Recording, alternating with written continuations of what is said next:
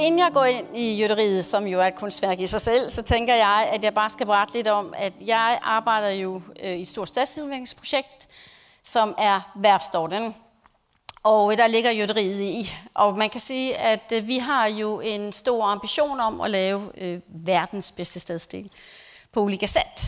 Og det gør vi jo blandt andet ved, at vi har en hel masse fantastisk gamle kulturbygninger på den her plads, men vi skal også lave en hel masse tillæg. Men vi skal også lave en ny levende stadsdel, og tilføre nyt liv til skibsværft, som har stået mange år. Og den her plads, som er Værftstorden, det er jo arvet fra værvet, som vi arbejder med. Og det er jo fordi, det her det er et gammelt skibsværft. Det er en vældig, vældig vigtig del af den svenske historie. Det er de største i Sverige. Og det er vældig vigtigt, at når vi starter på at udvikle både bygningerne, men også selve projektet, så det er det her, vi tager os med ind i vores transformation af pladsen. Og det handler også om, at det her skal gå, altså det her projekt skal jo bare fortsætte med at leve. Men de her berettelser, der er her, er vigtige, at de bliver tilgængelige for andre og nye generationer. Og det vi har gjort i Værftstorden, det er, at vi vil gerne, at når den her plads den er udviklet, måske om 20 år, vi har været i gang i snart 12-13 år, så skal man føle, at man er på et gammelt værft. Man skal kunne kende den her fornemmelse af, at det her det har været en tung industri, det har været en vigtig plads, og det kan man gøre vældig, vældig nemt, når man er igennem, altså når man er ved de store gamle bygninger, fordi de er jo solitære, de har en fantastisk arkitektur, de beretter noget af sig selv. Men der, hvor det bliver svært, det bliver jo der, hvor vi kommer og skal bygge nyt, eller hvor vi skal bygge pladser imellem husene. Og det, som vi gør i Værftstorden, har gjort i Værftstorden, det er, at vi har taget en masse værktøjer frem. Vi har taget nogle værktøjer frem, hvor vi har analyseret den her plads. Altså, vi har lavet gedigent arkitektarbejde. Vi har sat os ned og lavet analyser af bygningerne, af pladserne, af materialerne, og lavet ulike værktøjer, som vi kan tage os med ind, når vi skal udvikle det her proces over så lang tid. For det er jo sådan her, når man går ind og piller ved en lille plads, så laver man også en forandring. Og vi skal rive ret meget store haller, som er på den her plads også. Og når de først er væk, så er de spor og de skala og de berettelser, som de har haft, væk. Derfor er det vigtigt, at igennem film, foto, dokumentationer og tage det med os ind til vores konsulter og vores arkitekter, blandt andet, som jobber i vores projekter og hjælper os med at skabe vores vision. Og der kan man jo sige, at gjøderiet, som jo er den bygning, som vi skal snakke om nu, har jo fået alle de her værktøjer med ind.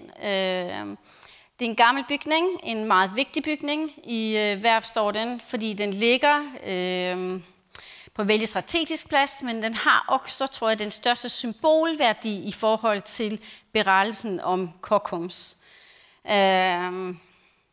Man kan sige, at nu har jeg ikke noget at pege med, men den ligger deroppe. Det her det er egentlig et visionsbillede over hele Værftstorden, og der kan man jo se, at det er en ret stor stadsdel. Det er 350.000 nye kvadratmeter, der skal bygges her, og der er de 90.000 af den eksisterende kulturelle bygninger. Alle de gamle bygninger, vi har, de er K-mærkt og Q-mærkt, så vi får ikke rive dem heldigvis. Og de har jo også vældig, vældig stærk identitet. Alle de gamle bygninger, det er også vigtigt, at man ikke ser dem som solitære bygninger, men man ser dem som en brik i en større helhed. Så alle de her bygninger skal også bidrage med at skabe liv omkring sig. Og der kan man sige, at det her er jo gamle industribygninger, som har været noget helt andet end kontorer eller skoler, eller hvad de nu skal være i dag. Og det gør, at vi bliver nødt til at gå ind og pille ved de her gamle bygninger. Og vi i Værftstorden, vi har ikke sådan, at vi tænker, vi skal ikke røre ved den. Nej, vi skal transformere de her bygninger ind, give dem en ny funktion og føre dem ind i fremtiden. Og gjøderiet, som vi jo skal snakke om her, kan man sige, at den ligger, den meget... bra. Den vita. 3 knapper nu. Den ligger et sted, hvor at den, som I kan se her, har til opgift egentlig at opfylde stadsliv omkring 4 vældig ulike nye pladser i Værftstorden.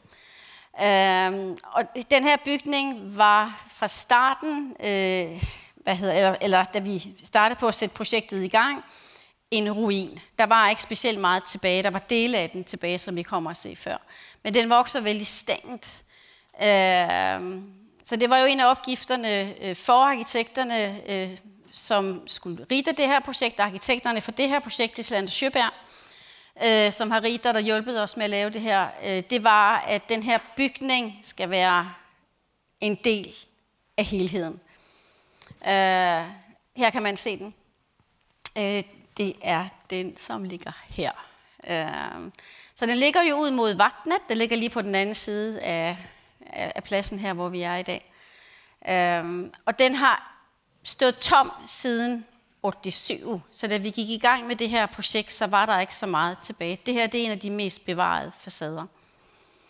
Bygningen var et gammelt gjøderi, så det har været tung industri, der har været der. Der var ikke nogen, der var en høj sokkelvåning, så der var ikke rigtig nogen transparens i facaderne mellem inde og ude. Og det er jo vældig vigtigt, hvis man skal have et stadsliv og et trygt stadsliv, at man også får en transparent mellem inde og ude. Og da det her det er en K-mærket bygning, så skal man arbejde med i det processen og få åbnet op i facaderne. Det er også en bygning, som har en fantastisk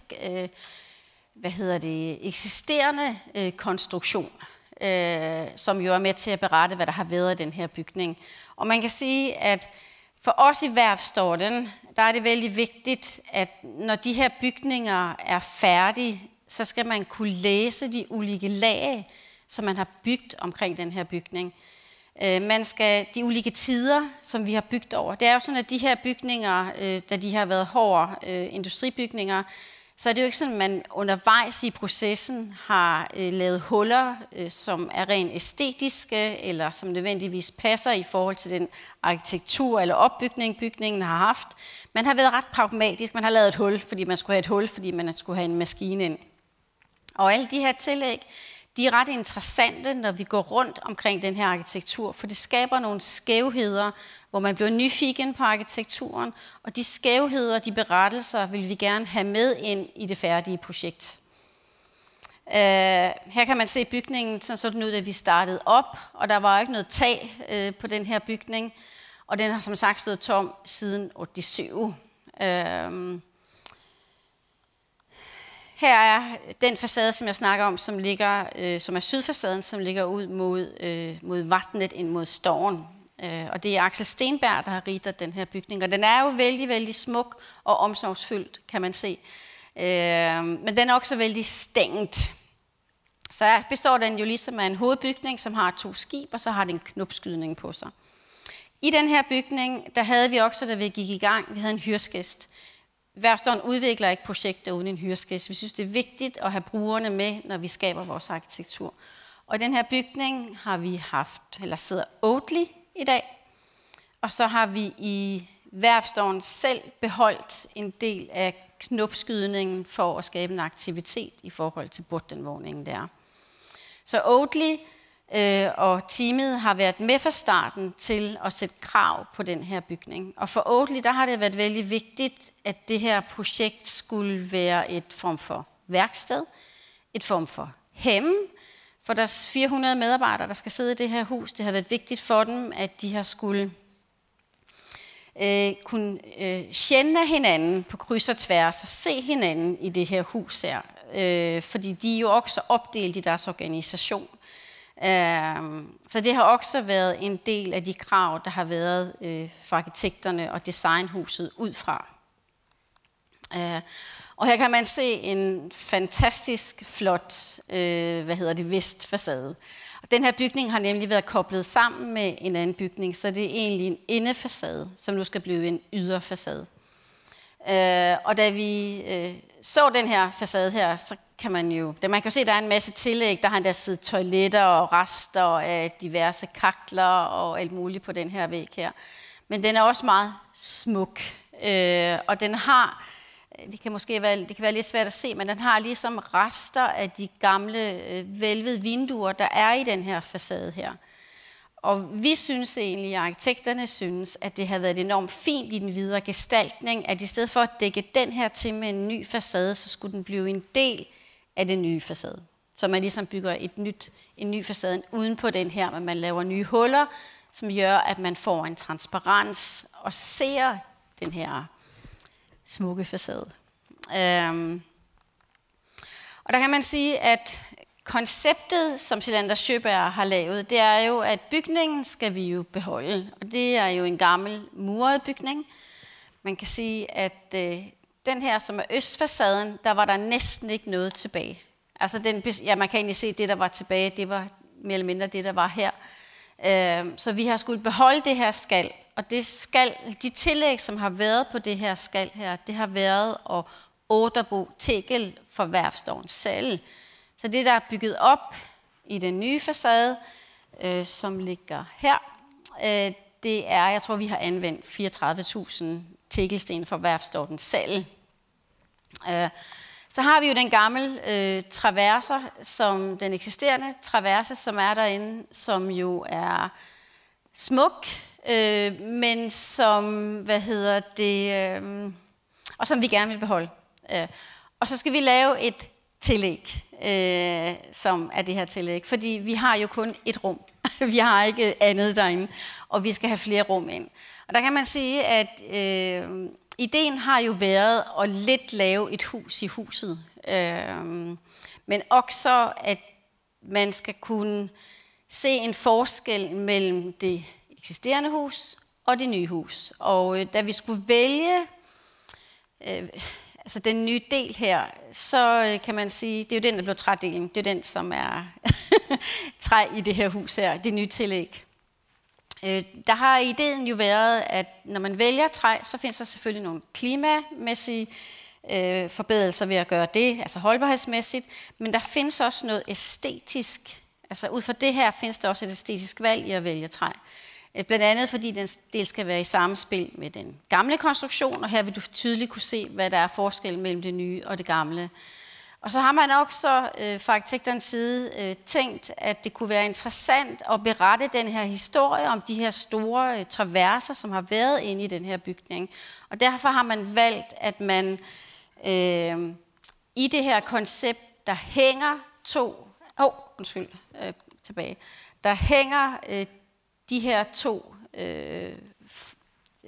bjælker, kan man nærmest sige, de hænger i den eksisterende traverser, som vi har, og de to andre står inde i rummene. Og ved det her, der får vi et tydeligt tillæg, hvor man kan se, hvad der er den gamle bygning, og hvad der er den nye bygning. Så får man jo også, altså man får så meget andet, tænker jeg, ved træ. Man får jo også en, altså der opstår jo en eller anden dialog med det gamle hus og det nye hus, ved at der er så tydeligt forskel på, hvad der er hvad. Her kan man se, her er trækonstruktionen derinde også. Og her kan man jo også sige, at her findes jo en proces, hvor det er jo ikke sådan, at arkitekterne sidder og tegner, og vi bestiller, men der findes jo et vældig stort samarbejde mellem trækonstruktionen, dem der producerer den her Matteson, som har været med her. Og dem har arkitekterne jo arbejdet super tight med. Her kan man se også.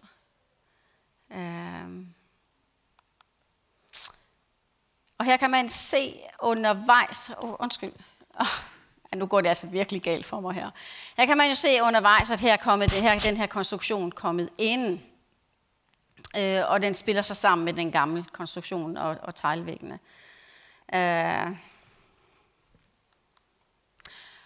Og her kan man se undervejs i processen, og her kan man kan sige sådan her, vi har ikke ville i den her bygning på nogen måde rense op i den eksisterende gamle bygning.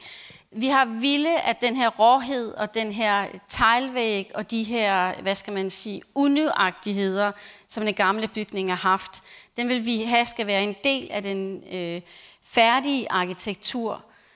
Og måske egentlig også for at forstærke samspillet med, at man så putter den her trækonstruktion ind i bygningen. Man kan sige, at den gamle konstruktion bærer også det nye tag, der kommer ind, som også er en trækonstruktion. Her er en film under processen, hvordan man kan se de her to lag i forhold til hinanden.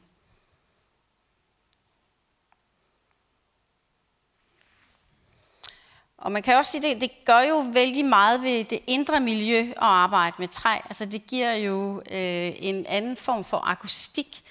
Vi hørte før det her med, at når man er i nærheden af træ, så findes der findes noget taktilt, som er vældig interessant at arbejde med. Der findes lugte, der findes lyde, der findes en anden form for fleksibilitet, end der gør, hvis vi har valgt et andet materiale. Ja.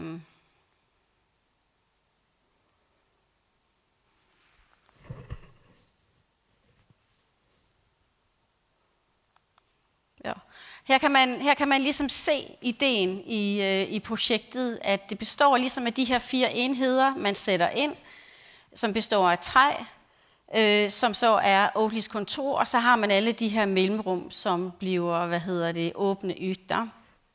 Og her kan man se, at her har vi vores. Det man kan sige med den her bygning, det er jo, at som sagt, så har den, jeg skal bare se her kan man også se den gamle væg og den gamle konstruktion, eller den nye konstruktion. Så har vi jo i Værftstorten, når vi bygger vores projekter også, så har vi jo det her gamle værft, vi har en hel masse materialer. Og det vi har gjort, det er, at vi har nedmonteret alle de gamle haller. Vi har lavet en materialebank på pladsen, som vi anvender os af, når vi laver projekt. Og der er det vældig vigtigt, at vi har en ambition om, at vi selvfølgelig skal bygge Værftstorten af Værftstorten. Og den findes fysisk på pladsen, og det er jo en del af det, som arkitekterne skal tage med ind, når de arbejder i vores projekter. Og i gjøderiet, der har man arbejdet jättemycket med återbrug, og man har anvendt det her materialebank. Så der har man, udover at man har anvendt tegel, så har man også anvendt en hel masse stål, som vi har haft på pladsen. Og det kan man sige, at ved at anvende sig af det materiale, som vi har i materialebanken, så arbejder man også med pladsens historie, og man laver nogle tillæg til den eksisterende bygning, hvor man arbejder med materiale, som allerede har en form for gestaltning og identitet og sjæl i sig. Og det har vi så arbejdet med her. Og en anden ting, man kan sige, vi også har gjort i gjøderiet, det er, at vi har sagt sådan her, at når vi laver nye tillæg, eller nye forandring, eller nye huller, så skal vi så ikke føre det til borgs. Og på det her billede, der kan man se, at de gamle vinduer, som er helt fantastiske, som er smedjernsvinduer, som er blevet saneret, der er gammel kulturglas i, dem har vi sat i stand, for de har været der. Men hernede, hvor hullerne har været her, men der var ikke noget glas. Der har vi jo arbejdet med, at det skulle være tydeligt at se, at det her det er et nyt fønster, som kommer fra nu. Altså det er den nutidige tillæg til den gamle bygning. Og på den anden side her, der har vi også arbejdet med nye fønstre. Så det er også en måde at læse, idéerne og tankerne og historien af huset ind i fremtiden. Her kan man se, at her er det gamle tegl, som vi har anvendt. Og så findes der også på ydersiden, hvor vi arbejder med gamle elementer, som kommer ned fra materialebanken. Og det man kan sige med det her projekt, det er jo, at når man arbejder med sådan en gammel bygning, der skal transformeres, så kan det være vældig svært i processen, for eksempel omkring byglov. Hvad gør man, når man arbejder med återbrugsmaterialer, eller materialer, som man ikke rigtig ved, hvordan de ser ud, når de er blevet renset eller saneret? Og i vores byggelovsprocesser i dag skal vi næsten altid aflevere færdige projekter. Altså de skulle være færdiggestaltet. Og der har Sander Sjøberg egentlig mere arbejdet med at tage strategier frem, hvordan man kan arbejde med gestaltning. Og vi har skulle lave mock-up'er for at kunne vise, hvordan gestaltningen vil se ud, når vi har behandlet for eksempel stålmaterialet. Og det her, den her væg her, den får man jo ikke af nyt tegel. Og man kan gå på oplevelsen i, for der er arbejdet med ulike former for murninger, som arkitekterne har designet. Og her får man jo en fin lille ny plads til en fin lille pause på en gammel bænk. Det känns som om man har set det her billede nogle gange i dag af andre, og det er jo helt fantastisk, at andre også anvender sig af det. På det her billede, der kan man jo se næsten, måske, eller i hvert fald en stor del af hovedideen i projektet. Man kan se den her fantastiske trækonstruktion, som står i samspil og i dialog med den gamle konstruktion, som er den lidt Bordeaux-agtige konstruktion her. Og så kan man se, de har jo arbejdet, arkitekterne, med træ imellem trækonstruktionen også, og man kan opleve den her transparens, som huset har. Og det er vældig fint, når man kommer ind i det, at man hele tiden har den her kontakt, og man har også kontakt ud til rummene på den anden side, altså de udvendige rum. Og her har man arbejdet med, at man har... Her var den her. Her kan man se, her er stål, som er anvendt otterbusstål, og det er der også her. Og de gamle armaturer har vi også genanvendt. Og det er, altså, man tænker sådan lidt, at det er en hård bygning at komme ind i, og det er det ikke. Når man kommer ind i den, så er den vældig blød, og den dufter vældig godt, og man har lyst til at kramme den lidt. Og det tror jeg har noget at gøre, at det her træ tiltaler os mennesker på et andet sæt i sin taktilitet, end stålet eller de hårde materialer gør. Her kan man se, her er lidt detaljer igennem huset også. Og her er ligesom sammenstødet mellem. Det er et fantastisk spil, der er mellem det gamle og det nye.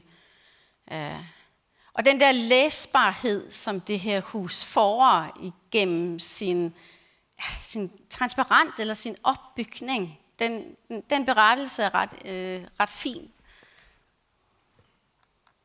Her kan man også se, her er en ny trappe, der er kommet ind. Og her kan man se det her nye hus, som nærmest står inde i det gamle hus. Man kan også sige, at trækonstruktionen løsriver sig fra det gamle hus.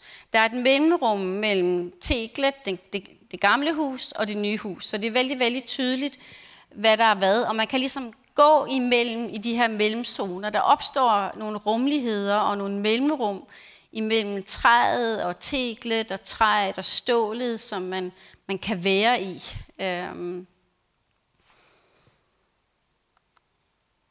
Og her også. Så man oplever jo stadigvæk, selvom det er en ret stor konstruktion, man putter ind, så oplever man stadigvæk det gamle hus vældig meget. Her også. Og der kan man se, at her har vi også arbejdet med otterbusstål.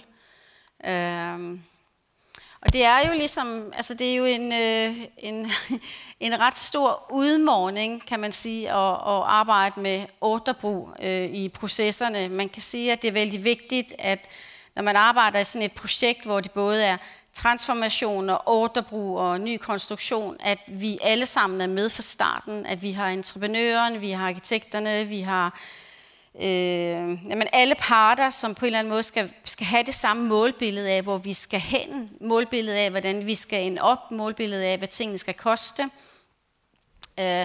Fordi at det kan være lidt svært at sætte pris, når man arbejder på otterbrug, og når man så har en materialebank, så tror man, at så koster det ikke rigtig noget, men det koster altid noget at arbejde med otterbrug, fordi det skal demonteres, det skal saneres, det skal op igen, og det meste af det skal upcycles. Og her kan man se, at det er jo jøderiet, som vi jo startede med at se på, på de første billeder. Nu ser det sådan her ud. Man kan sige, at miljøet udenfor er jo ikke færdigt endnu, da det stadigvæk er en byggeplads, vi har.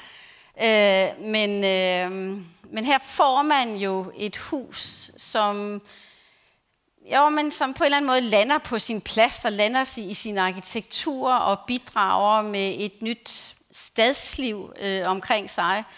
Jeg tror næsten, det var det, jeg ville sige. Kunne du sikkert have sagt mere. Man kan jo sige sådan her, som Markus også sagde, at det her pris har jo fået stadsbygningspriset. Det er også nomineret til Mies van der Rohe-prisen i år.